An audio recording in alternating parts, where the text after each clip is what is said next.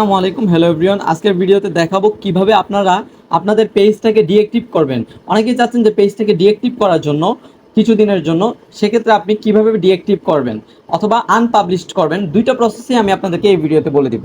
তো আজকের মূল বিষয় থাকবে ডিঅ্যাক্টিভ কিভাবে করবেন। তো আপনারা পেজে প্রথমে সুইচ করে ঢুকবেন, ঢোকার পরে সেটিংস অপশনে চলে যাবেন। সেটিংস অপশনে যাওয়ার পর বন্ধুরা নিচের দিকে স্ক্রল করে একেবারে নিচে চলে যাবেন।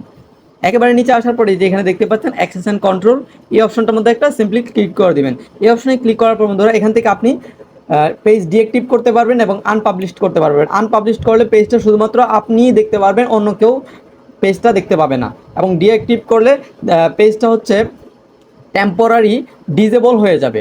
ঠিক আছে, টেম্পোরারি ডিজেবল হয়ে যাবে।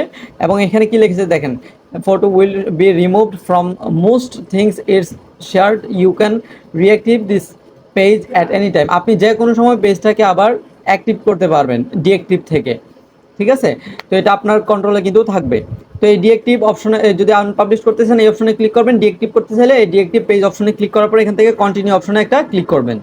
কন্টিনিউ অপশনে ক্লিক করার পর এখানে অনেকগুলো কারণ বলতেছে আপনি কি কারণে পেজটাকে ডিঅ্যাক্টিভ করতে যাচ্ছেন। এই কারণে এখান থেকে যে কোনো একটা কারণ আপনি সিলেক্ট করতে পারেন। This is temporary, I will be back. আমি টেম্পোরারি এটাকে ডিঅ্যাক্টিভ করতে যাচ্ছি, পরবর্তীতে ব্যাক করব। তারপর এখান থেকে আপনি রেজন ফর ডিঅ্যাক্টিভেটিং, এটার কারণ আপনি এখানে কিছু লিখলে লিখতে পারেন, না লিখলে এখান থেকে কন্টিনিউ অপশনে একটা ক্লিক করবেন। কন্টিনিউ অপশনে ক্লিক করার পর বন্ধুরা আপনি কতদিনের জন্য পেজটাকে ডিঅ্যাক্টিভ করে রাখতে চাচ্ছেন এটা কিন্তু আপনি এখান থেকে লিখে এটাই সিলেক্ট করে দিতে পারবেন। আপনি ডোন্ট রিঅ্যাক্টিভ অটোমেটিক্যালি এটা দিলে কিন্তু এটা অটোমেটিকভাবে আবার রিঅ্যাক্টিভ হবে না। ঠিক আছে, আর এখান থেকে যদি আপনি একদিন, 2 দিন, 7 দিন পর্যন্ত যদি পেজটাকে ডিঅ্যাক্টিভ করে রাখতে চান সেক্ষেত্রে 7 দিন এটা থাকবে, 6 দিনের জন্য করলে 6 দিন এটা থাকবে। থাকার পর এখান থেকে কন্টিনিউ অপশনে একটা ক্লিক করবেন। ধরেন আমি 6 দিনের জন্য পেজটাকে ডিঅ্যাক্টিভ করতেছি, এরপর এখান থেকে আবার কন্টিনিউ অপশনে একটা ক্লিক করে দেবো। কন্টিনিউ অপশনে ক্লিক করার পর বন্ধুরা ডিঅ্যাক্টিভ ডিজিটাল প্রোসেলার, এখান থেকে ডিঅ্যাক্টিভ পেজের উপর একটা ক্লিক করে দিব। তো বন্ধুরা এখন কিন্তু আমার এই পেজটা কিন্তু ডিঅ্যাক্টিভ হয়ে গেছে। এখন কিন্তু এই পেজটা আর খুঁজে পাওয়া যাবে না।